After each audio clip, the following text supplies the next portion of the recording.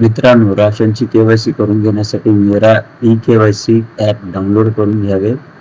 ते इन्स्टॉल करून घेऊन आपला स्टेट या ठिकाणी सिलेक्ट करावे. व्हेरीफाय लोकेशन करून या ठिकाणी आधार नंबर इन्सर्ट करावे.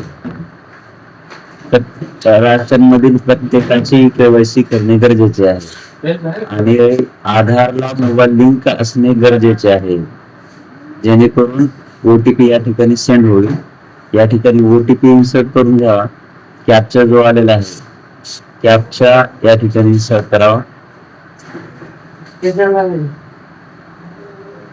राशन मध्ये जेवढे नाव आहे तेवढेच केवायसी या ठिकाणी होऊ शकते. ऑनलाईन नाव आहे असलेली.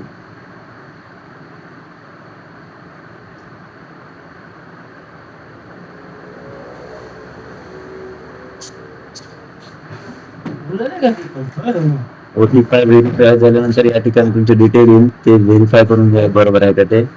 कन्सेंट ऍक्सेप्ट करून फेस ऑथेंटिकेशन करून घ्या. फेस ऑथेंटिकेशन करून घेण्यासाठी तुम्हाला आधार फेस आयडी हे ऍप इन्स्टॉल असणे अत्यंत गरजेचे आहे. त्याच्याशिवाय हे फेस व्हेरिफिकेशन होणारच नाही.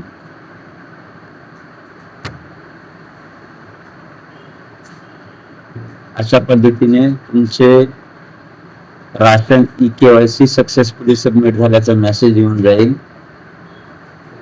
आणि प्रत्येकाचे राशन ई केवायसी करणे अत्यंत गरजेचे आहे. जर तुम्ही ई केवायसी नाही केले तर तुमचे राशन बंद होऊ शकते. धन्यवाद मित्रांनो.